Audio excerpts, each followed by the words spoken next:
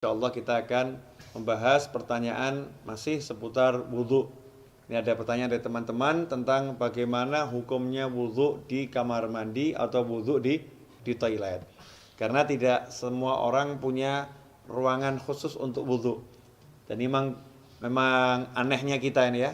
Kita ini kalau bangun rumah ada ruangan untuk mandi, ada ruangan untuk masak, ada ruangan untuk tidur, ada ruangan untuk ngopi.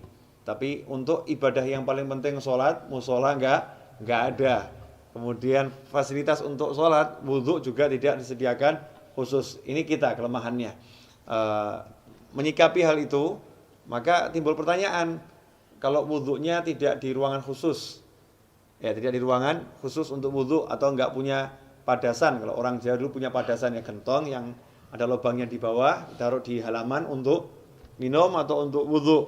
Kalau nggak punya seperti itu, adanya kamar mandi, adanya toilet, atau ketika di mall atau di pasar, wudhunya tidak di tempat khusus wudhu, tidak di luar ruangan, tapi di dalam toilet, di dalam kamar mandi, atau di dalam WC kalau bahasa umumnya ya. Kira-kira seperti apa? Sah tidak wudhunya? Kalau ditanya wudhunya sah atau tidak, maka wudhunya sah kalau memang syarat-syarat sahnya wudhu dipenuhi, kemudian hal-hal yang membatalkan wudhu tidak dilakukan, wudhunya sah-sah saja. Tetapi timbul masalah, orang wudhu itu ada sunnah-sunnah dan ada adab. Di antara sunnah-sunnahnya adalah membaca Bismillahirrahmanirrahim di awal wudhu seperti yang sudah dijelaskan. Kemudian nanti ada doa setelah wudhu.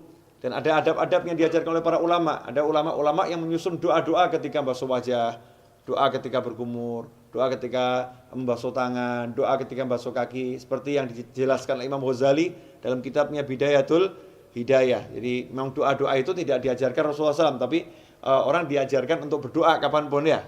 Apalagi kalau doa ini dari para ulama. Lantas bagaimana kita mau membaca doa di dalam kamar mandi? Atau kita mau membaca Bismillahirrahmanirrahim sedangkan di dalam kamar mandi. Sementara kita ketahui Nabi kita Muhammad SAW mengajarkan agar kita tidak membaca lafzul jalalah, asma Allah, atau ayat-ayat Al-Quran, atau doa-doa di dalam toilet, di dalam kamar mandi. Emang apakah ada sumber hadisnya? Ada. Kita semua tahu baginda Muhammad SAW itu punya cincin. Ya, punya cincin. Khatiman min fiddah, dari perak. Ya, Rasulullah punya cincin dari perak, yang cincin itu fungsinya sekaligus sebagai stempel. Ya, fungsinya sebagai stempel. Dulu Rasulullah SAW tidak punya cincin, tidak punya stempel. Tapi ketika sahabat mengatakan, nih raja-raja yang pembesar-besar non-muslim itu kalau dapat surat, tidak ada stempelnya tidak mau terima. Ya, mereka tidak akan menerima surat kalau nggak ada stempelnya. Rasul pun mengikuti, kalau begitu buatkan saya stempel. Ya, buatkan saya stempel. Maka dibuatkan stempel, bunyinya Muhammadun Rasulullah. Ya, Muhammadun Rasulullah. Jadi Allahnya paling atas, berupa cincin dari perak. Ketika Rasulullah wafat SAW, setelah wafatnya Rasulullah, cincin itu dipakai oleh Sayyidina Abu Bakar As-Siddiq radhiyallahu anhu. Setelah wafatnya Sayyidina Abu Bakar dipakai oleh Sayyidina Umar ibn Khattab. Kemudian dipakai oleh Sayyidina Utsman bin Affan radhiyallahu anhu. Nah, ketika dipakai Sayyidina Utsman, cincin itu jatuh ke Bir Aris, ya, sumur Aris. Ya, kemudian tidak ditemukan lagi. Nah, apa dasarnya? Ketika Rasulullah masuk ke khala, ke tempat buang hajat, Rasulullah selalu melepas cincinnya. Jadi ketika masuk ke tempat buang hajat, Rasulullah SAW selalu melepas cincinnya. Karena di cincinnya itu ada tulisan Muhammadun Rasulullah. Kalau membawa tulisan aja tidak dianjurkan, apalagi mengucapkannya. Ya, membawanya aja tidak dianjurkan, apalagi mengucapkannya. Berdasarkan hadis tersebut, yang diriwayatkan oleh Imam Al-Hakim, ya, dalam kitabnya Al-Mustadrak Al-Sahihain.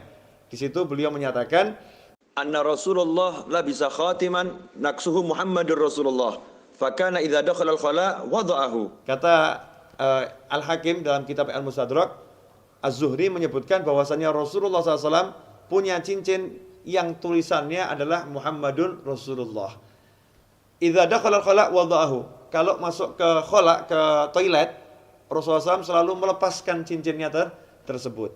Hadits ini sahih menurut syarat Imam Bukhari dan Muslim, tapi tidak dicantumkan dalam kitab hadis Bukhari maupun Muslim. Maka ditulis oleh Al-Hakim dalam kitabnya Al-Mustadrak yang disusulkan, ya hadis-hadis yang diusulkan. Sebetulnya menurut Bukhari dan Muslim sahih, tetapi belum atau tidak dicantumkan dalam kitab Bukhari maupun kitab Muslim.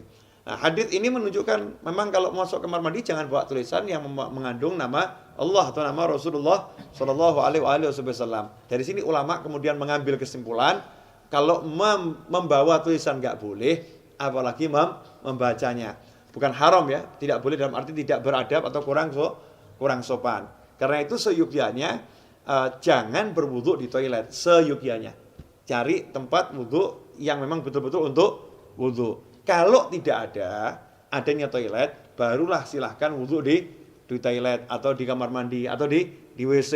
Tapi kalau wudu di kamar mandi, toilet atau WC, jaga adabnya. Apa adabnya itu? Ya satu, jangan membaca asma Allah. Cukup dibaca di dalam hati. Lantas bagaimana dengan doa setelah wudu? Ya doanya dibaca di luar kamar mandi. Jadi selesai wudu langsung keluar baca doa setelah wudu. Atau bismillahnya dibaca di luar dulu. Bismillahirrahmanirrahim, masuk langsung wudu juga. Nah, dengan begitu maka sunnahnya tidak hilang, tetap bisa melaksanakan sunnah-sunnah yang dianjarkan oleh Nabi Muhammad Sallallahu Alaihi Wasallam. Insyaallah sedikit ini barokah dan jangan kemudian jadi jalan justru. Oh berarti wudu di toilet gak apa-apa. Oke deh, kita wudunya di toilet aja ya.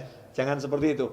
Usahakan wudu di luar toilet agar bisa melaksanakan banyak sunnah. Kalau memang terpaksa baru berwudu di toilet. Wal afu minkum. Wassalamualaikum warahmatullahi wabarakatuh.